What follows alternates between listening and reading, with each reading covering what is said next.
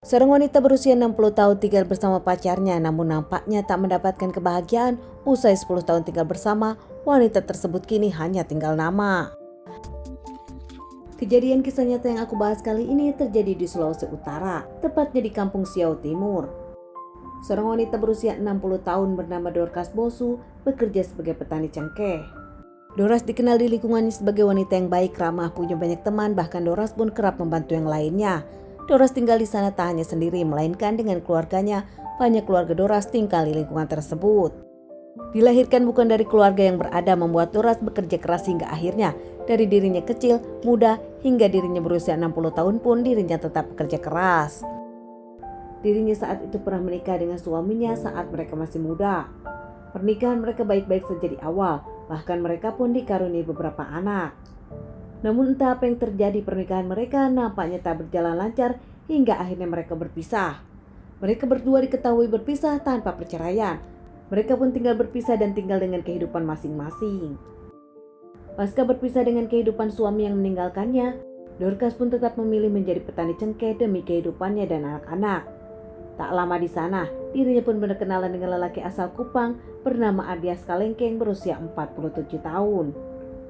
Andreas sendiri dari Kupang ke Sulawesi Utara. Dirinya bekerja sebagai petani cengkeh di lahan tersebut jadi pemetik.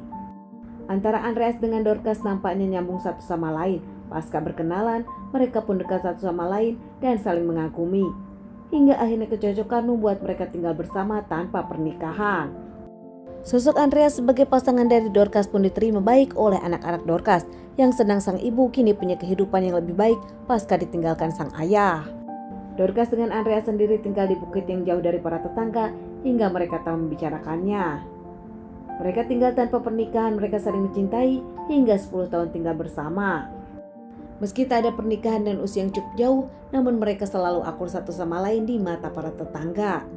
Bahkan anak-anak dari Doras pun tak mempermasalahkan itu. Menurut para tetangga, pasangan Doras dengan Andreas pun kerap tampilkan kemesraan membuat para tetangga iri. Bahkan mereka meskipun sesekali ada cekcok, tak pernah terlihat cekcok ramai. Apalagi Andreas menurut para tetangga selalu menjadi orang yang siaga untuk Dorcas. Namun suatu hari ada sesuatu yang aneh terjadi di Andreas. Saat Andreas berjaga di lahan durian milik tetangganya, dirinya pun pergi dan pulang jam 2 malam. Andreas nampak kaget melihat pasangannya Dorcas sudah tak bernyawa ditemukan dengan kondisi yang tragis. Andreas langsung berteriak histeris, berlarian ke keluarga Dorcas, mengabari Dorcas sudah dihabisi seseorang yang tak dikenal. Keluarga pun panik hingga melaporkan kejadian ini kepada pihak yang berwajib. Tak lama pihak yang berwajib datang ke TKP. Olah TKP mencari barang bukti, pihak yang berwajib pun langsung interogasi semua orang, termasuk suami Dorcas, Andreas. Pihak yang berwajib pun langsung membawa jasad Dorcas ke rumah sakit untuk dilakukan otopsi. Semua pun diinterogasi, dimintai keterangannya dari keluarga hingga Andreas. Namun jawaban Andreas aneh berbelit-belit, diragukan pihak yang berwajib. Hingga akhirnya pihak yang berwajib pun terus memberikan desakan kepada Andreas dan Andreas mengakui dirinya lah pelakunya. Tak lama Andreas pun menceritakan kronologisnya kepada pihak yang berwajib. Di tanggal 14 Februari 2024 saat pemilu lalu, jam 4 sore Andreas ke kebun durian milik tetangganya yang biasa dijaga. Saat jam 2 malam Andreas pulang, dirinya merasa demam, dirinya pun langsung membawa durian untuk sang istri. Namun setelah sampai di pintu rumah nampaknya diketuk, sang istri tak bangun, membuat dirinya kesal hingga mendobrak pintu. Setelah masuk, Andreas pun membangunkan Dorcas yang ketiduran. Dorcas terbangun duduk di sebelah Andreas yang sedang makan.